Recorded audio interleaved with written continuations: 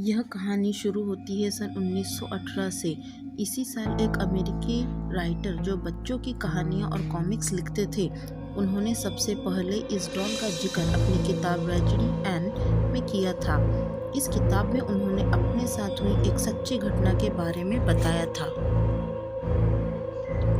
वह लिखते हैं कि एक बार वह अपने घर के बैकयार्ड में टहल रहे थे, तभी उनको वह डॉल पड़ी हुई मिली। उन्होंने कभी भी पहले ऐसी डॉल को अपने घर के आसपास नहीं देखा था, इसलिए उन्होंने अपने पड़ोसियों से पूछा, कहीं ये डॉल उनकी तो नहीं? लेकिन उन्होंने इनकार कर दिया। उन्होंने इसके बारे में ज़्यादा नहीं सोचा और डॉल को अपनी बेटी को दे दिया। वह डॉल को देखकर बहुत खुश हुई थी। वह उसके साथ हर रोज़ खेलने लगी। खेलते खेलते उसको डॉल के साथ इतना लगाव हो गया कि वह डॉल को एक पल के लिए भी अकेला नहीं छोड़ती थी। वह घर में अकेली बैठी उसके साथ ज़्यादा समय बिताने लगी और बातें करने लगी। उसके पिता को उसकी चिंता होती, लेकिन वो बच्ची समझकर उसे नज़रअंदाज कर देते। लेकिन जब वह 13 साल की हुई, तब किसी गंभीर बीमारी से पीड़ित हो गई। इलाज के लिए उसे वैक्सीन दे दी गई, लेकिन उसका उल्टा प्रभाव हो गया। उसकी वजह से उसकी मौत हो गई। लेकिन अजीब बात यह थी कि जिस तरह वह डॉल रहस्यमय तरीके से उनके घर में आई थी, ठीक उसी प्रकार वह गायब हो गई। यह कहानी लोगों में बहुत प्रसिद्ध हो गई। उसके बाद वह डॉल कई सालों तक कहीं भी नजर नहीं आई। धीरे धीरे लोग इसे भूल गए। लेकिन 1970 में यह डॉल बॉबी स्टोर नाम की एक दुकान में नजर आई। एक दिन किसी महिला को वह डॉल पसंद आ गई और उसने यह डॉल खरीद ली। उस महिला को यह बिल्कुल भी अंदाजा नहीं था कि यह डॉल भूतिया है, लेकिन उसने यह डॉल अपनी बेटी डोना को उसके जन्मदिन पर देने के लिए खरीदा था। डोना उस समय नर्सिंग की पढ़ाई कर रही थी और हॉस्टल में अपनी 2 सहेलियों के साथ रह रही थी। वह इस गिफ्ट से बहुत खुश थी। इसके साथ साथ वह हैरान भी थी, क्योंकि उसकी डॉल के साथ खेलने की उम्र भी बीत चुकी थी। लेकिन उसको यह तोहफा बहुत पसंद आया। उसने डॉल को अपने कमरे में सजाकर रख दिया। लेकिन उसकी दोनों सहेलियों को यह डॉल बिल्कुल भी पसंद नहीं आई थी।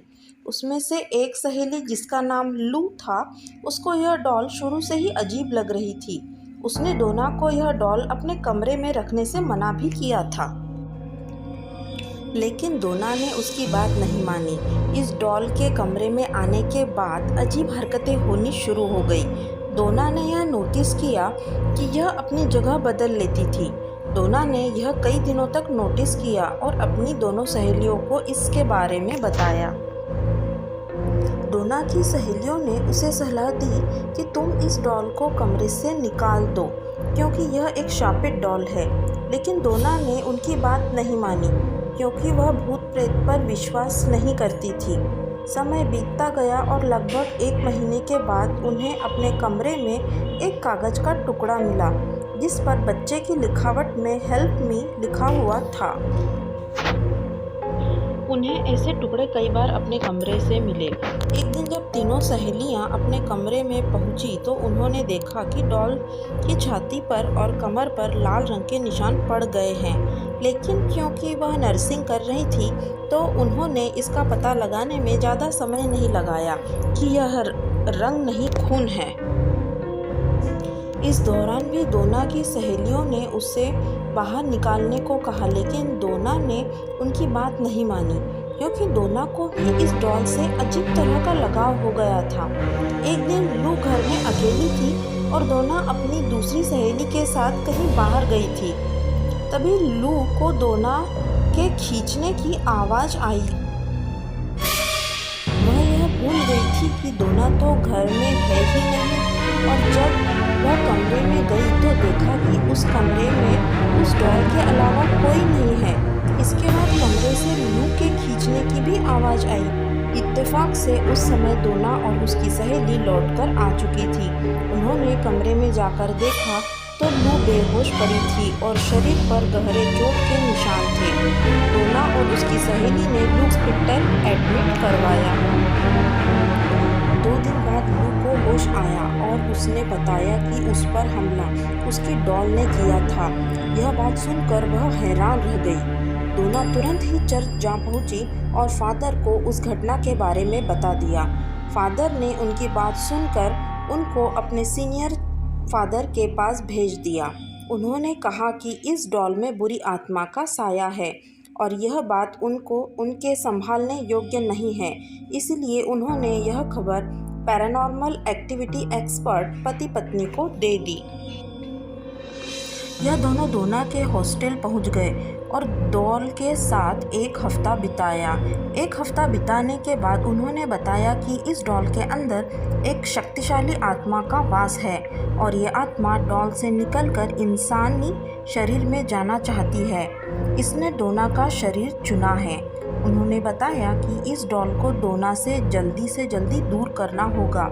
यह सुनकर डोना बहुत घबरा गई और डॉल को उनके साथ ले जाने के लिए हाँ कर दिया। यह पति पत्नी इस डॉल को अपनी कार में घर ले जाने लगे और रास्ते में कार ने काम करना बंद कर दिया, जिससे कार दीवार में टकरा गई। खुशकिस्मती यह रही कि उनको ज़्यादा चोट नहीं आई। कार के बेकाबू होने के पीछे इस डॉल का ही हाथ था। पति पत्नी ने डॉल को तंत्र मंत्र की शक्ति से अपने वश में कर लिया और एक शीशेदार बॉक्स में बंद कर दिया। इसके बाद उन्होंने इस बॉक्स को अपने ही एक एकल्ट म्यूजियम में रख दिया। आज भी आप इसे इसी म्यूजियम में देख सकते हैं और साफ साफ बॉक्स पर एक वार्निंग भी लिखी हुई है कि बॉक्स को दूर से ही देखें और हाथ न लगाएं।